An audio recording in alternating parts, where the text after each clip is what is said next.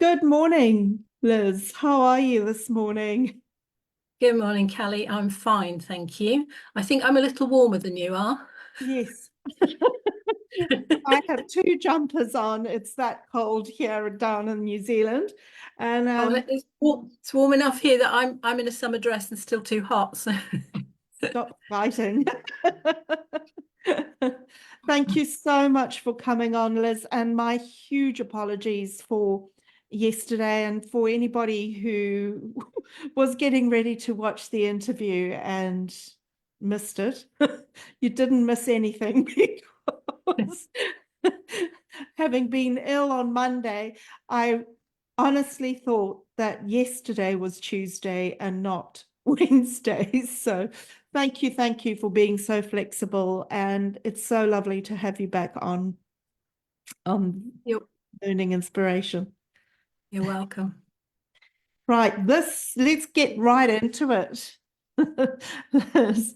Um, for those who haven't watched any of the previous interviews that I've done with Liz, I highly recommend that you go back and watch some on our YouTube channel. These two interviews with Liz that were absolutely invaluable, I think, for anybody who is teaching or thinking about teaching. So thank you, Liz, for being with us. And Liz is known for metacognition. And why do you think it's so important, Liz, to be talking about metacognition at this time? Yeah, you've mentioned our previous chats that we've had, and in the first one, we were looking at metacognition for everyone, the Everyone. impact that it has on success in adult life. And for the other one we had was for parents, how to develop metacognition in children to improve their engagement with education. And I explained metacognition in both of those sessions, but this session is specifically for educators. So we're talking about people who are teaching or parents who are in the teaching role. So Absolutely. anybody that considers themselves an educator, which is actually what the word metacognition was created for, because it was created by John Flavel, who was a psychologist who was researching how children learn. So not so much about what they were learning, but how they were doing it. And he wanted a word that would describe the thinking behind that learning. So what we call learning now is often actually just memorization. They're memorizing facts in order to be able to recall them at a later date for assessment. And metacognition is in many ways almost the opposite of that. It has nothing to do with the learning itself.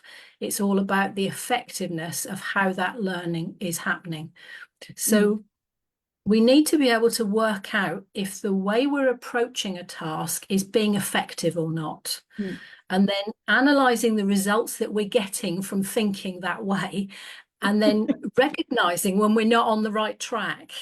And then the most important part of that is then being prepared to change your mind, to change what you're thinking and be prepared to try something else. So that's kind of what metacognition boils down to. So you'll notice that we're talking about experimenting and making mistakes until we find out what works. And it's metacognition that allows us to go through that process. So it's like asking ourselves, did we get the result we were looking for? No. Okay, what could I do differently? What happens if I try X? No, that's not working either. So let's try Y. And it's metacognition that allows you to keep working through that process until you find the right answer or the correct way of doing something. So we're talking about reasoning things out, analysing results, and changing your mind until you find a successful path. And that's how we make decisions in adult life. Our lives are created from the sum total of all the decisions that we have made. And so we need metacognition to reach any professional or personal goal that we may have. We can't do it without thinking in a metacognitive way. And when it comes to schooling, we need it in order to learn effectively. So that's why I think it's really important that we keep talking about metacognition. The cognition. While you were talking, it really occurred to me that I think there needs to be a consensus, or perhaps a, a general understanding about what learning is, actually. Yeah. Because so often there's such a disparity of ideas around what learning is. I remember, I think it's Piaget. He said that learning is when we change our schemata, which is the way we view the world, through cognitive dissonance, like, oh, crikey, that doesn't fit in with my view. And we take that and we change our view of the world. We change our view of schemata, and that our schemata, sorry, and that process is learning. Metacognition is the process that underpins learning. Yeah, that's how we do it. As I understand it. Yeah, it's. Would you say that it's learning itself? Is it synonymous? Is it the same thing, or? I would say it's a tool for learning. I'm going to kind of give you my definition of learning in a minute, so we'll come back to that idea. Great. Okay. It was just something that came, that was going through my mind at the time. Yeah. Okay. So if metacognition is so important, which I truly believe it is, for any authentic learning to happen, we need to be going through a metacognitive process. What implications does that have on a teacher, on an educator, on somebody who is responsible for learning, teaching and learning? Yeah. It's the most important shift that anyone with a teaching responsibility can make, is to become more aware of what's actually going on inside the student's head and change the way they teach accordingly. Because if we teach by just throwing information out at the students, the old sage on the stage situation, very little of what we're saying is going to stick. And that's because the brain is designed to learn from personal experience. And that personal experience should be coming from natural curiosity. That's the way that we're designed to learn. But if the students have absolutely zilch curiosity about our subject, and they're not provided with any kind of experience that involves them in their learning, then our words are just kind of lost in the ether. The brain is registering what we're saying. And if you think too about what metacognition is, we said it's the ability to reason things out, trial possibilities, and constantly change what you're thinking until you achieve the end result that you're looking for. If you think about it, how much time in school actually consists of students learning in that way, of spending the time to think and work things out? So we need to change the focus. So my recommendation to anyone in a teaching role is, when preparing lessons, don't ask yourself what you are going to teach. Ask yourself, what do you want the students to learn? It's a completely different perspective. It's like the difference between objectives and outcomes. So your objectives as the teacher, you'll have a list of objectives, that what you intend to do in that lesson. But the more important thing is the outcomes for the student. What will they take away from that lesson? What will they have learned? What will be different for them as a result of that lesson? So it's not so much about what we're going to teach, it's about how we're going to teach it in a way that means the students become curious and involved. So we're taking the focus off us as the teacher and onto the student as the learner. Now, what I get teachers saying to me is, but I've got a curriculum, I have to get through this curriculum, which is true. Most people who are teaching are having to follow a curriculum, but you can carry on doing that. All you need to do is plan the activities using what you want the students to know, what you want them to learn, whatever the next thing on the curriculum is that they need to know. But don't hand it to them on a plate. build some thinking into them coming to the conclusion about that particular thing themselves, rather than just telling them. Yeah. So think about Building how their much own strategies and things, yeah, isn't it? exactly. Yeah, exactly. And that brings to mind that whole Bloom's taxonomy. Mhm. When we're creating, we're thinking at the highest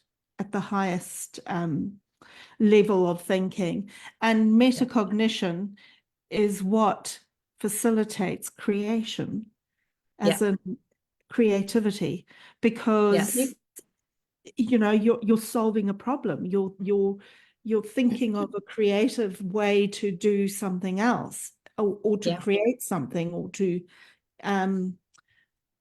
so it makes perfect sense to me. Metacognition is absolutely essential in learning, and some of the most intelligent people that have ever been have been creative. You think Einstein, the reason he was as clever as he was because of his creativity. So we need to kind of encourage time for students to think. So that's something else that educators can do, is think about how much thinking time do I actually build into a lesson. It's the most important part of the learning.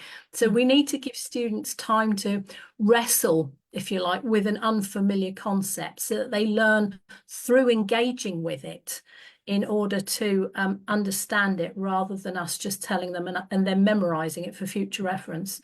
Now, I know from experience, they won't like it to start with. When I first started using this in the classroom, there'd be these long silences, and then a voice would pipe up and say, "Oh, just tell us, miss."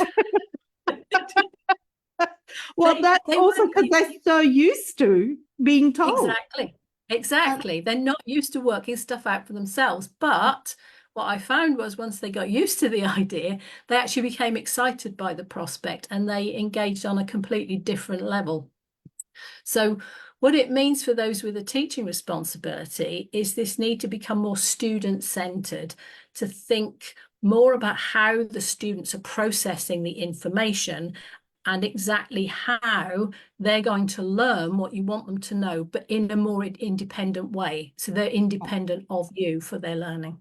Absolutely. So in my mind, that is the shift from becoming an instructor or a teacher as we know it, to a facilitator of learning. Yeah, that's it. Creating the environment that facilitates learning, rather than being like you said, the sage on the stage. I haven't heard of it. And more often than not, it ain't a sage standing on the stage either. No. Because nobody's infallible. Exactly. So thinking about that, facilitating and creating a space where students can learn and experiment and think and experience learning. How would you incorporate or perhaps adapt that environment for neurodiverse children? Because this doesn't only apply to children, actually. This is a lifelong skill to have. We never stop learning. So it's really important, I think, for critical thinking, for decision making, for the whole thing, for creating the life that you want to lead. You need metacognition. But there's a huge amount of neurodivergent children coming through the system for whatever reason. There's all sorts of theories about why, but the fact of the matter is it's happening. How would you adapt it, or would you even need to adapt your approach for these particular students?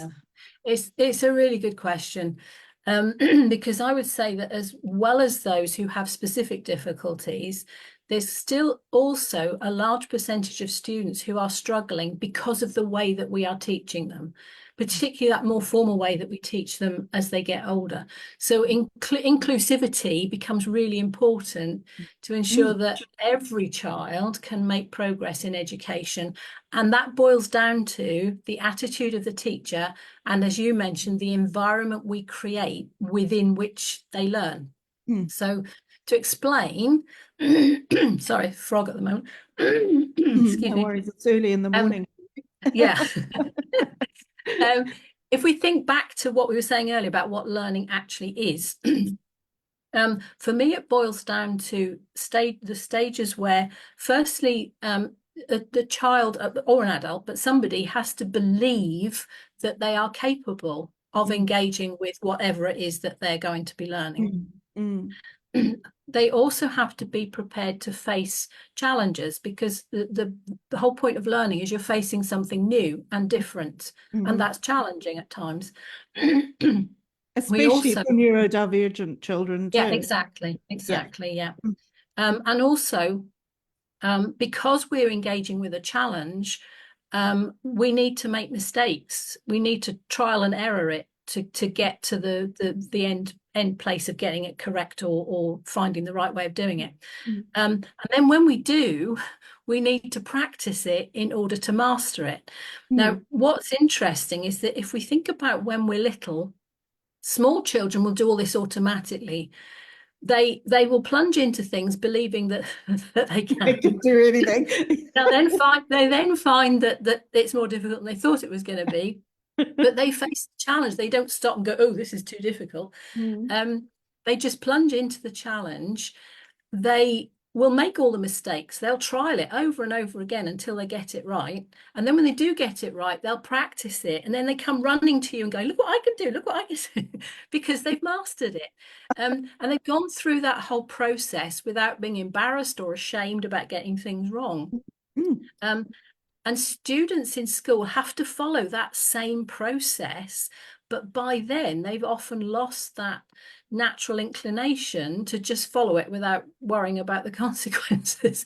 So you've got worrying about whether they got the answer right or not. Exactly. Yeah. So you've got some students who no longer believe in their own ability. You've got some who will run away from challenge. You've got some who are afraid of making mistakes. They won't put pen to paper unless they're sure they're going to get it right. Some give up. They'll try, but the first time they get it wrong, they give up. They're not prepared to practice in order to achieve mastery. So if we think of it in those terms, if you add all of that together with neurodiversity, we're starting to talk about the majority of students. We are. And adults. Yeah. Inclusivity in the classroom becomes really, really important, unless we're going to just take care of the most able and forget the rest. So overcoming those barriers should actually be our priority. And we need to create, as you said, an environment that creates a level playing field for everybody and that encourages the natural development of metacognition. Because students with difficulties often feel alone. They all think they're alone. They're actually all together in feeling alone, that everyone else is better than they are. And so, the first thing we need to do is create a completely non-judgmental space where neither the teacher or any of the other students are allowed to put anybody down. So that the students know that it's a completely non-judgmental space. And then in that kind of atmosphere, you can start to create a community. Now, I'm stealing a term here from Philosophy for Children, or P4C. I don't know if you have it in your country, but over here, some schools are running P4C groups. And they use the term a community of inquiry. So people, for younger children, you can call them find outers. We're going to find out stuff. But you create that kind of community in the classroom where everyone is included, everything is done out in the open, and everybody is learning together. And the teacher has to set the tone for that. So they're setting they're creating the environment, they're setting the tone under which everything happens. The teacher is providing the activity, and then, your word, facilitates a session where the students are able to collaborate, discuss things, question things, and support each other to work out whatever it is that you want them to learn. Work out. Absolutely. So it's actually akin to the Socratic method, isn't it? Yeah. Yes, exactly. Which is what P for C is based on. Sorry, philosophy for children. Yeah. I've found that this kind of learning environment automatically improves student self-belief, because everyone in the community recognizes that challenge is an integral part of the learning process. If you set it up that way and they realize that, then engagement skyrockets, and neurodiversity is not a barrier, because everybody's on equals and within the same community and contributing in the same way. So to obtain those kind of results, it needs the teacher to be actively encouraging students to experiment with ideas, so that they become comfortable with making mistakes. They don't like that either to start with, but they get on with it with gusto once they know that it's okay to make mistakes. And they take time to practice, to correct the information, because they know if you teach them within this environment and help them to know everything about the way their brain is working, they then know that every repetition creates a stronger memory trace, and that those memory traces are far more likely to become permanent, so they can remember it, than if stuff is just thrown at them. Within that, sorry, go on. Yes, and that goes back to Bloom's taxonomy. The lowest form of thinking is memory, is memorizing. Yeah, exactly. Yeah, and it doesn't serve a purpose for them either to get through education or for future life, which is obviously even more important. But what I have found is that within that kind of setup, neurodiverse students are included. They're part of the community. They become more capable of working independently, and they know that their voice counts. So they're not alone. And often they have a skill that they can bring to the party for everybody else's benefit, instead of being kind of, sidelined, as it were, and their particular skill not being used. It can be utilized within the environment of community learning. So I'm going to give you one or two examples of situations that would have been very helpful had the classroom had that kind of atmosphere in it. The first one that came to mind when I was thinking about this was a young lady who was about 10 years old. And I was working with a school where they had asked me to create a group for their non-verbal students. Now, some of them did speak. They weren't all completely non-verbal, but they were unlikely to say very much in school. They didn't engage in a verbal way with their learning.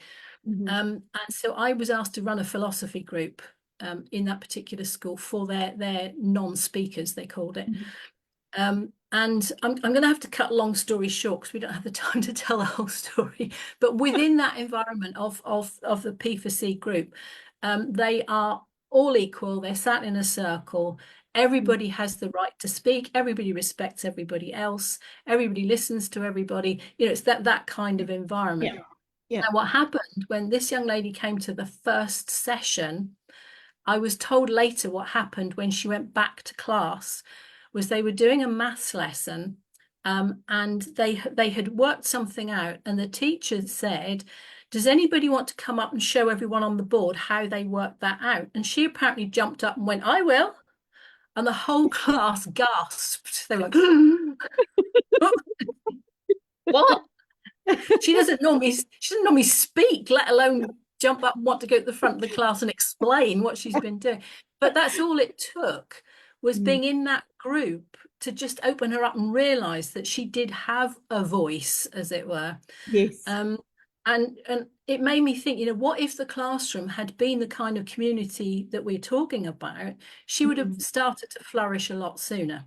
Absolutely. And then another example of that is a young man who was about 14, who had ADHD and was constantly being thrown out of maths lesson. I was called in to try and make sure that he attended maths lessons and could stay in there long enough not to be thrown out. So in working with him, think about it, it's what I quite ludicrous, isn't it? yeah, When you what think I about it. discovered, yeah.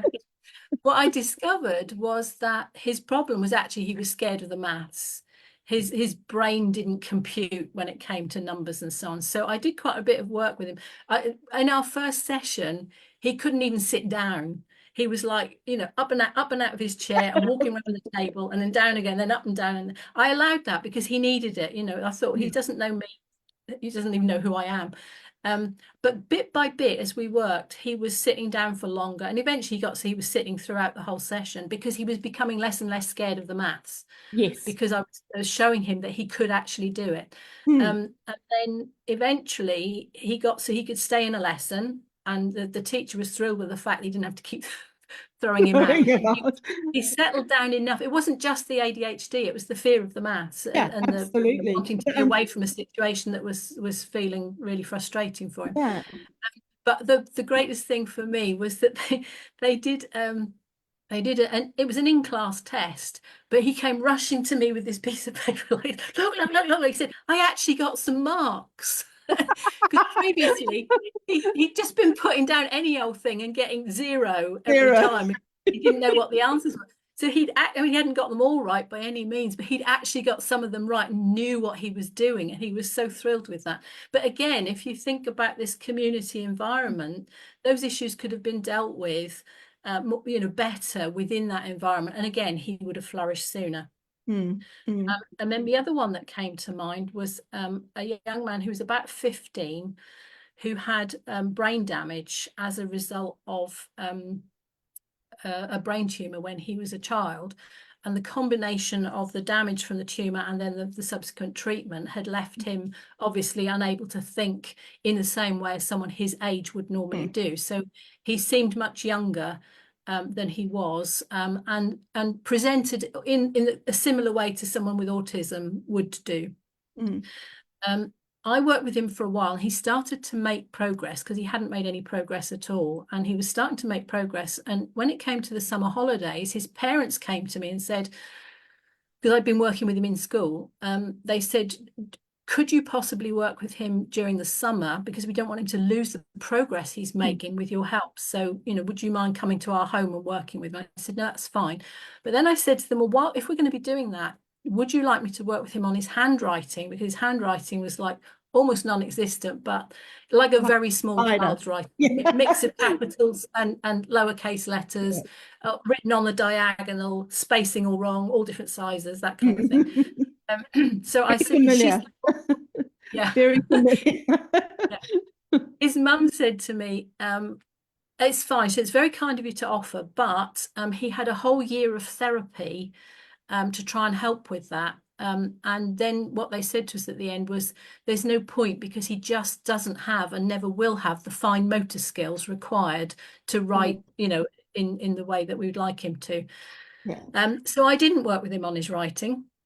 But what I was working with him on was his self-belief, his understanding of the learning process, his understanding of what he could achieve. And we did all, I haven't got time to go into the whole story, but we did lots of things to help him with that. And one of the things that I taught him was my simplified version of mind mapping, where they put everything that they know onto one sheet of paper and join it all together. And he created this beautiful mind map. I think it was about the Romans, I remember right. And with all the mind mapping, you get things written on the lines as they come off and everything was written on the lines, small, neat, tidy, correct, all the way along the line.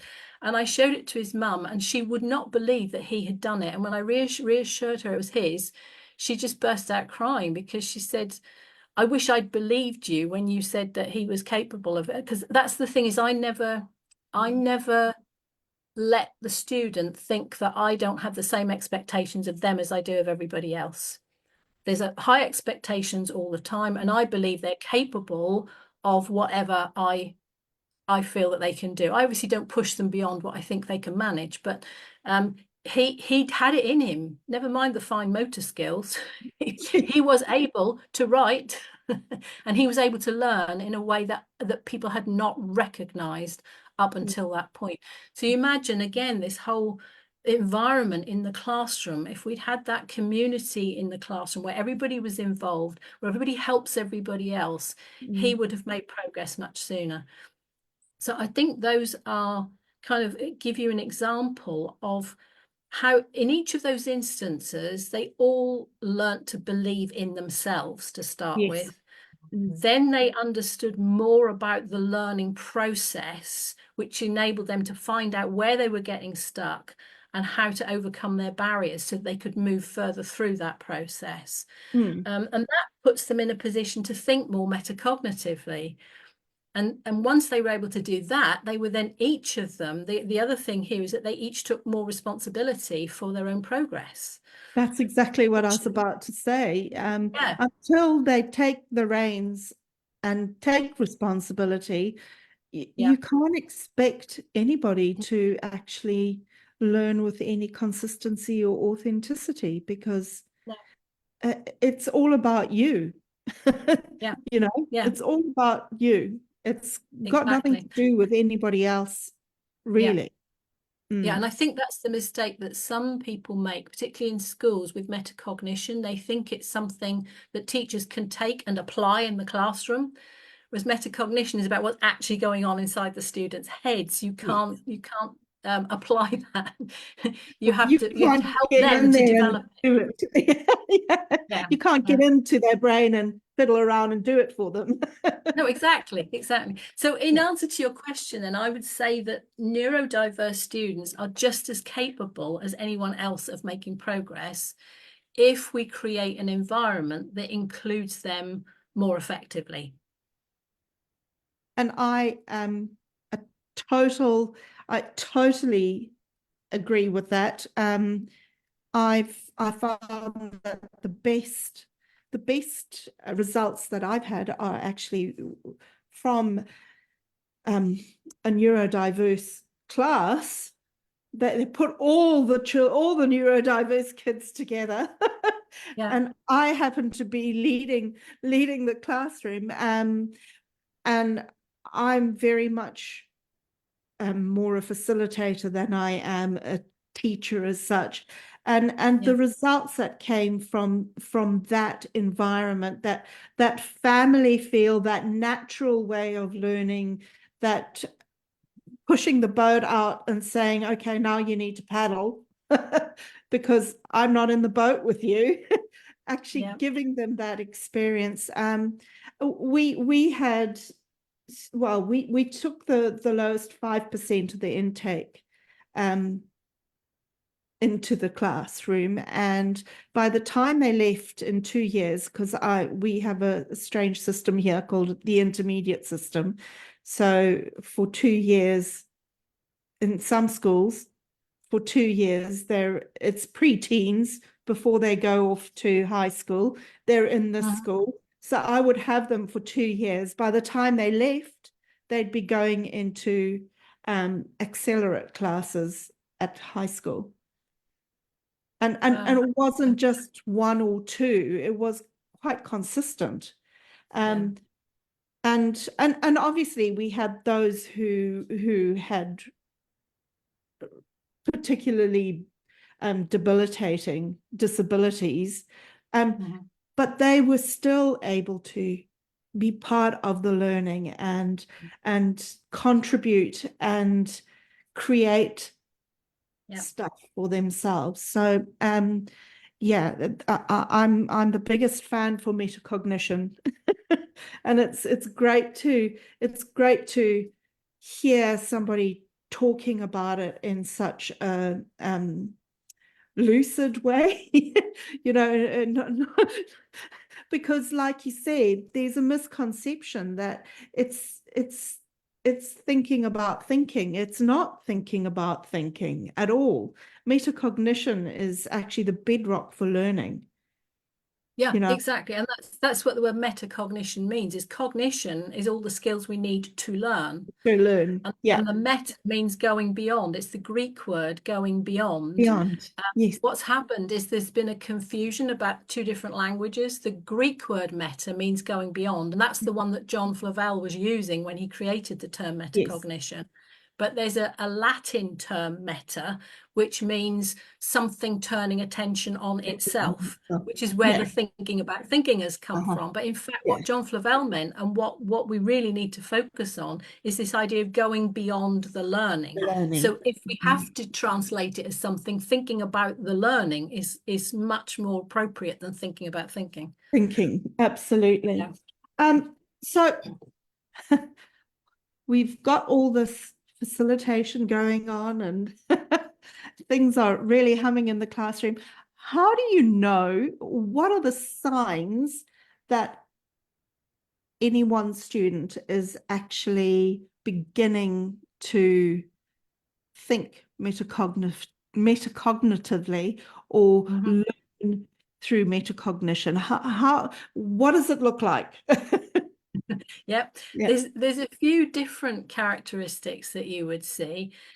One of them is that they recognize their own role in the learning process. So they're not just sat there waiting for the teacher to tell them things. You can see that they're involved. They have a role to play, and they know that. They tend to believe in themselves as learners. They will tackle something because they feel that they can. They will ask questions that help them to improve. This is where some teachers think they've got a nuisance student because they're always asking questions. Don't, because they are actually your metacognitive students. Yes. And they also students.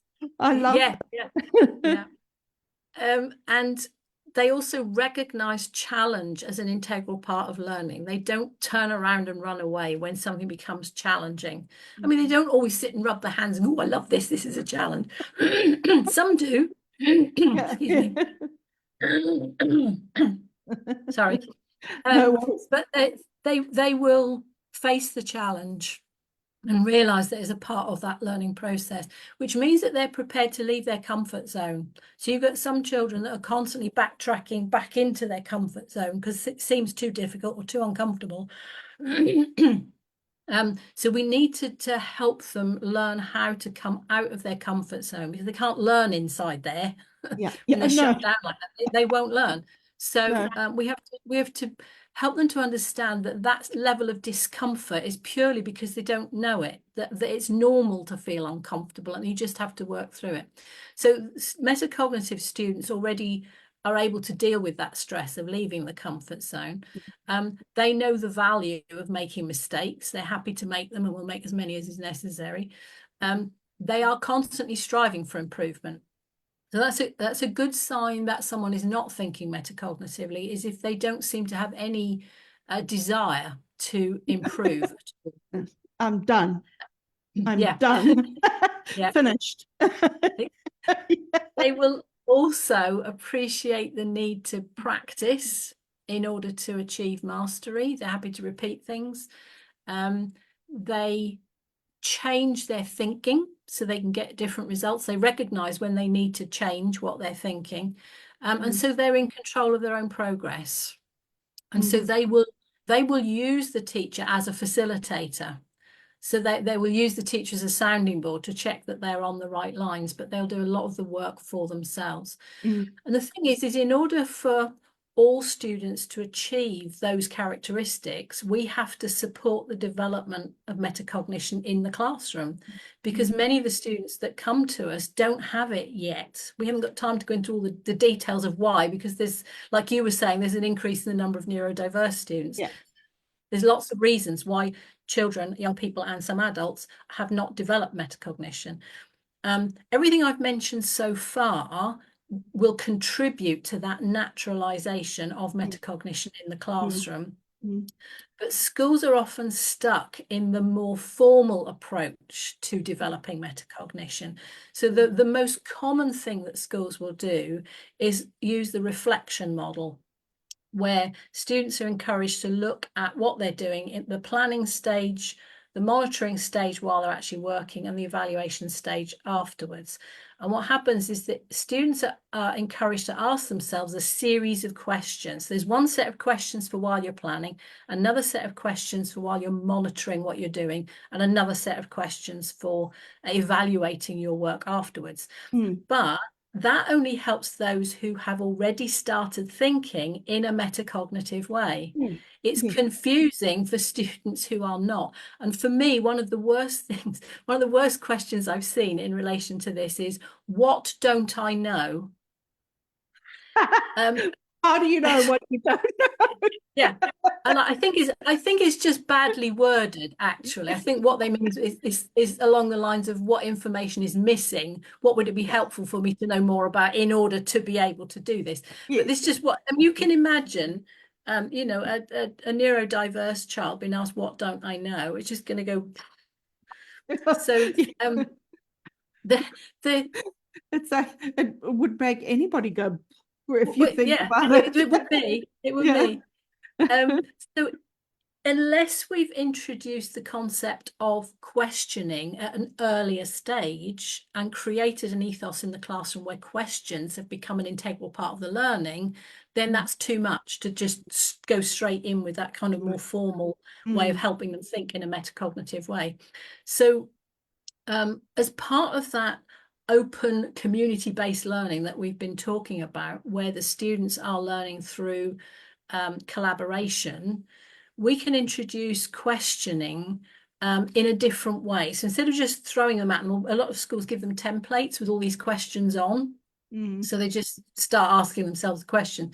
But if you introduce it at an earlier stage, you can start by the teacher modeling asking themselves questions about what they've done. So like, have I got that right? Or did I do that in the best way I could have done? Should I change this? And just saying this out loud about what you're doing on the board. The funniest one of these when I used to do this was I'd stood there and when I was teaching science, I had to draw a food chain. And the students were already laughing at my pictures earlier in the food chain. But when it came to the, I think it was a heron at the end, I'd kind of stand and go, can I draw this? And one of the students will always go, oh, I'll do it for you, miss. A student had to come out and draw that bit because my drawing wasn't up to scratch. But the students get used to hearing you questioning yourself. Now, very quickly, what I found is that they will start giving you answers to your question. And then you can explicitly start asking them for suggestions. You go, oh, I did that rather quickly. Can anybody see any way that I could improve that? Or, you know, just get them involved in thinking about the potential for changing things. Then you can start asking leading questions that prompt them to think differently, to start asking questions about it. So you're kind of going stage by stage here. Then you can start training them to use specific questions about their own learning. And then should then get to the point where they come to you and ask you something, and you go, well, what questions should you be asking yourself at this point? But you can only do that if you've been through this process step by step to help them understand how questioning is involved in being able to think differently. So instead of plunging straight in at the reflection cycle, I would start instead with a question of the week. So when you first introduce all this and you first create your community, you don't have to do it all in one go. You can do it a piece at a time. And when you want to start with the questioning process, say, okay, this week's question is, what exactly have I been asked to do? Because so, you know what, that is the first question that needs to be asked. Here in New Zealand, they have a new program in maths called DIMIC, which is developing mathematical inquiry communities. And the first question that they ask in in this. There's kind of a formula of how you take a lesson, but the first question that you ask is, what is the question asking you? What do you understand the question is? Yeah. And you've got students who often don't know how to get started. And some of that is because they genuinely don't know what to do. And some teachers get frustrated by that. They'll say, well, I've already explained it twice. But for some students, it just doesn't register. You get students who are sitting there looking at you intently, behaving themselves beautifully, but it's just not registering. So to let them ask themselves, what have I been asked to do? If they don't understand, allow them to check with the person next to them or behind them. Don't stop them talking to each other so they can find out what it is they've been asked to do, or allow them to ask you. Or if you know that student has trouble getting started, go to them and say, do you know what it is you're supposed to be doing? And help them to ask themselves that question each time. I mean, the next question would obviously be, what should the finished product look like? So what have I been asked to do, but what have I been asked to produce, as it were? So, you know, what is the teacher expecting me to present to them at the end of all of this?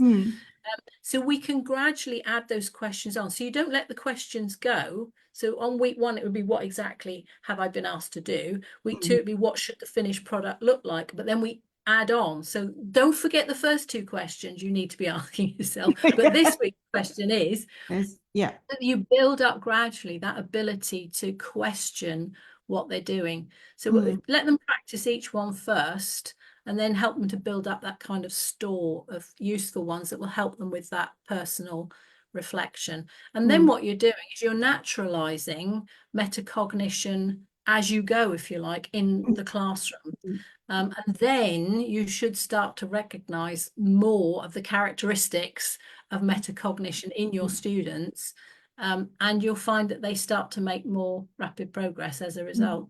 Because it is quite a fascinating thing to observe.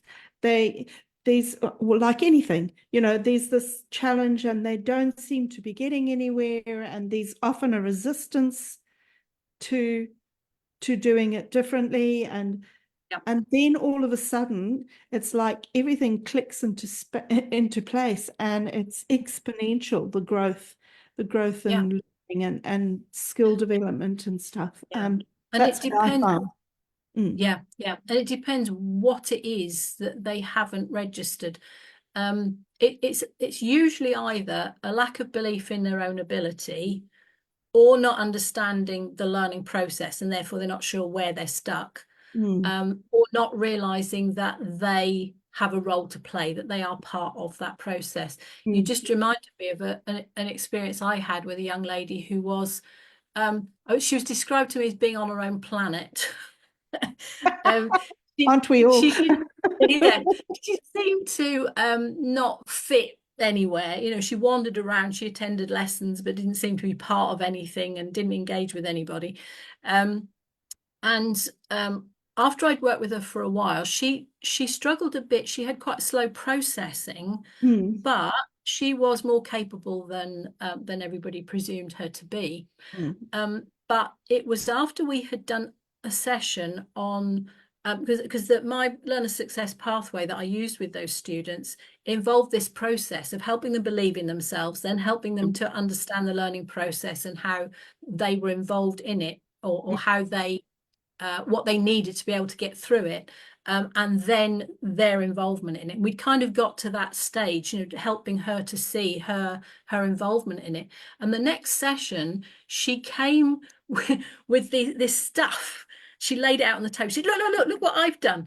And she had a whole series of like files and labels. And what she'd done is she divided everything up into subject area, and had got notes and had organized herself.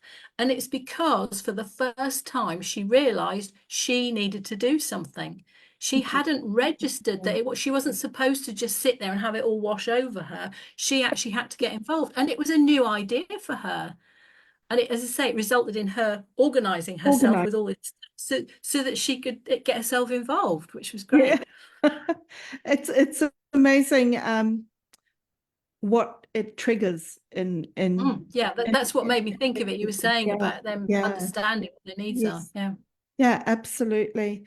Well, Liz, always speaking to you, it's always stimulating for me, and also reassuring that what my style of teaching hasn't been completely off the wall for the last 30 years, although sometimes it did feel like I was paddling upstream within a system that doesn't actually encourage That's metacognition. what I was about to say, is that's what I've found a lot of teachers have said to me. They love the idea of going away and trying all this stuff out, but it's made more difficult for them by the system itself and the way that is set up, and even the expectation of the students, because they've been part of that system. So it takes, character, if you Yeah, like, to be able to stand against that and actually try and teach in a different way. absolutely. I completely agree with you. And who knows, systems globally seem to be very precarious at the moment, and this might be an opportunity for us to actually move away from compliance and control towards true authentic learning, and you know yeah, at the moment we have curriculums and constraints and all those sorts of things, but um What I find I've managed. interesting, Sorry, carry on. What you find what I find interesting? interesting is every time you see like the more modern methods that are being used in teaching, the suggested evidence-based practices that teachers are using. Every time I look at a new one of those, or the ones that are kind of popular at the time, Yeah, so like I'm trying to think what some of them are. Well, the word won't come to me at the moment. the play-based learning at the moment. Retrieval practice, which Oh, is that where one. have you not got that one? No, we have that one here. Where the students are expected to remember what they've learned, but they can only without prompting, so that they can only remember what they've learned if it's gone into the long-term memory in the first place. If it's fallen out of the working memory while they were doing it, it's not going to be there to retrieve. But all of those, I'm struggling to think of what some of the others are. But every time I see one of those, I think, but that boils down to metacognition in the long run. If all you do is naturalize metacognition in the classroom, teach your students how to think in a more metacognitive way, then all of those things will Will fall follow into as a place. natural course of things. Yeah. And I'm not going to lie, it's pretty messy at first. And we're Oh not yeah. used well, learning is messy. Mhm. We're not used to messiness. No. We're not used to mess. Um, Yeah. but I think we have to get used to it. And Mhm. uh, just like anything, to create anything, you need tension, if you think about it. And learning, it's about hanging with the tension until you've got what you Yeah. came there to get. Yes. And that's with anything in life, really. Hmm. Anything. Yeah. You think of even our universe was created through tension, the Big Bang, Tension. Yeah. you know? Yeah. So yeah, it's metacognition is almost a metaphor for life, really. Yeah, I personally feel it's the I love it. key to success I in agree. any. We were saying at the beginning about how, even for adults, you can't make personal progress, you can't reach personal goals, you can't reach professional goals without metacognition, because you have to work out what needs to change and how you're going to change it and what success looks like, etc. So, we're very dependent for if we want to achieve success in any endeavor. Mm. Doesn't matter what it is, we're only going to reach it if we are thinking in a more metacognitive way.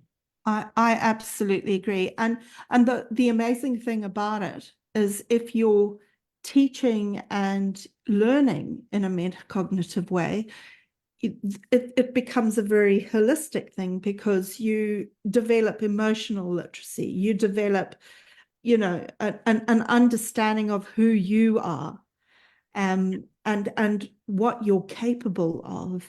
And that to me is more important than the outcomes or the achievements or whatever you want to see, is that somebody becomes a better person, or actually a better human being, and that's what metacognition is to me, is the development of humanity. Yeah. And that's why I always talk about improving the educational and life chances of children and young people. Because, as you say, I want to help them get through the education system. We can't change it, it's less than perfect, but the important thing for me is that the students in it get the chance to pass through it successfully, but then go on to a successful adult life as well. Absolutely. Liz, thank you so much for your time, and apologies again for the mix-up yesterday. And as always, I've absolutely loved speaking with you, and I'm sure that people are going to get a whole lot of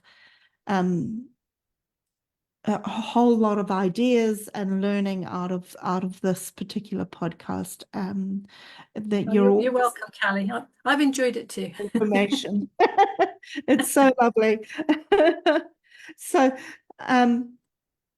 what I'm going to do is say goodbye to everybody on the live stream, and say thank you very, very much for watching. And if you're watching the recording, or please, if you want to get hold of me and ask any questions that I might be able to pass on to Liz. They can always email me if people have questions. So it's success at lizkeable.com, and Keable is spelled EA. Yeah. So success at lizkeable.com. People But can email me. Keeping in mind that Liz is supposed to be retired. Suppose being the operative word. So thank you if you are watching. Remember, if you need any more information, contact me at www.thearcheducation.co.nz, and Liz has given her email previously. Thanks. We'll see you again soon, hopefully. Yeah.